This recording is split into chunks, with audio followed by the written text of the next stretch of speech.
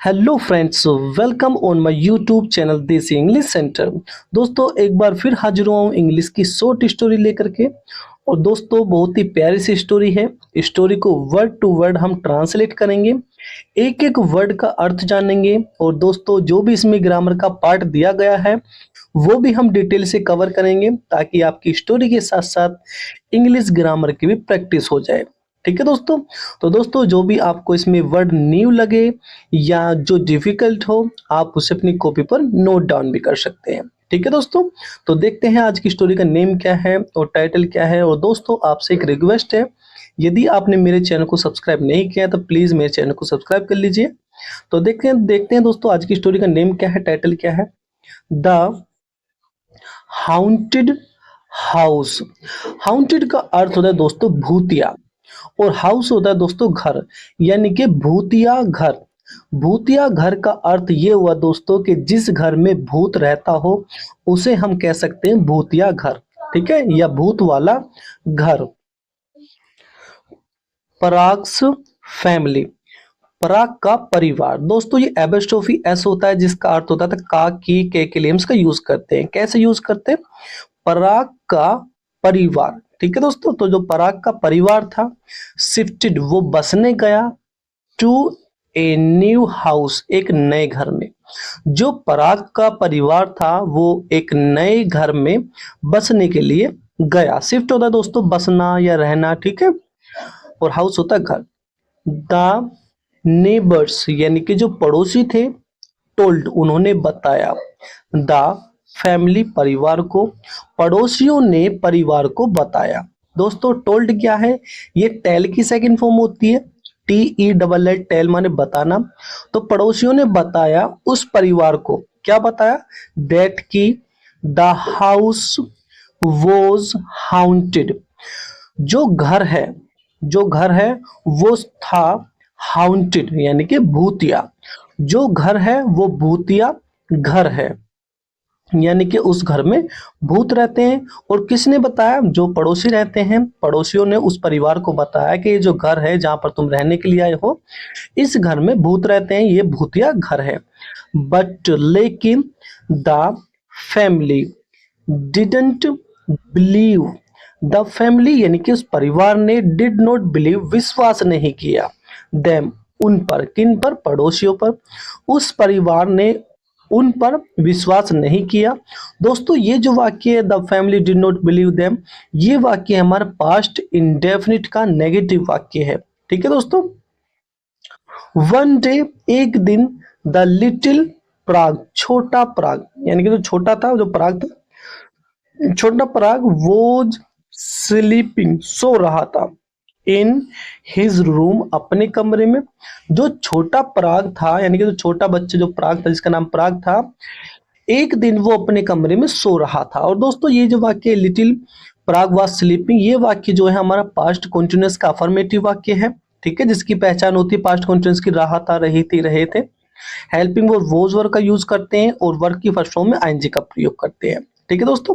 तो एक दिन जो छोटा प्राग था, यानी कि इस लड़के का नाम प्राग था, तो जो छोटा प्राग था, एक दिन जब वो अपने कमरे में सो रहा था, सडनली अचानक, ही हियर्ड उसने सुना, सम नॉइजेस कुछ शोर।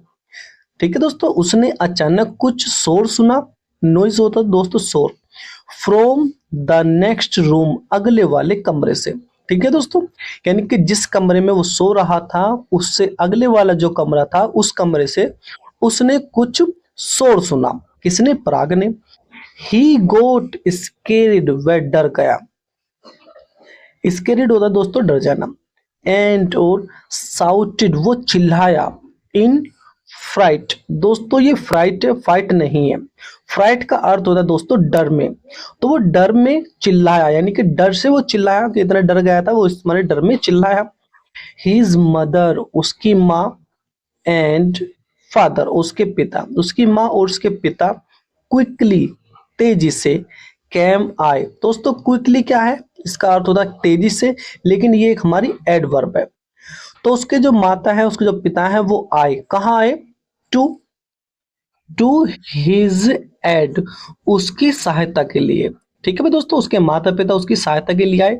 दोस्तों ये जो एड है इसका अर्थ होता है सहायता करना, तो उसकी सहायता के लिए आए उसके माता पिता।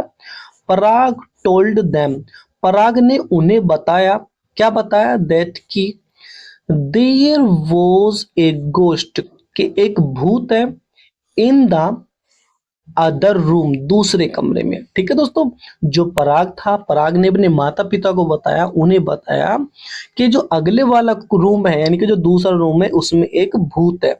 गोस्ट होता है दोस्तों भूत, आप नोट कर सकते हो, वर्ड अच्छा है। वह जब, दे वेंट, जब वो गए। दोस्तों वेंट क्या है, ये गो की सेकंड फॉर्म होती है, गो माने जाना, इसकी सेकंड फॉर्म होती है। क्यों यहाँ पे सेकंड फॉर्म का यूज किया गया, क्योंकि ये हमारा पास्ट इंडेफिनिट का अफर्मेटिव वाक्य है, और जो पास्ट इंडेफिनिट के अफर्मेटिव वाक्य होते हैं उनमें हम वर्ब की सेकंड फॉर्म का यूज करते हैं।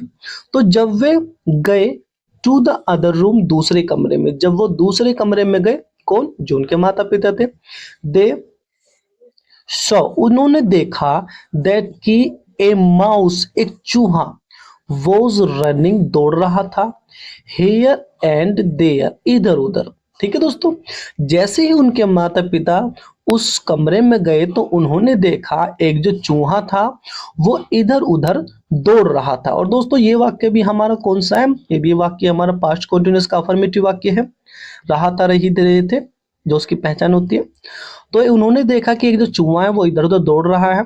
प्राग लाफ्ड, प्राग हंसा, एट द साइट, साइट होता है दोस्तों दृश्य या नजारा। भाई जो दृश्य हुआ या वो जो नजारा था उस पर प्राग जो है वो हंसा।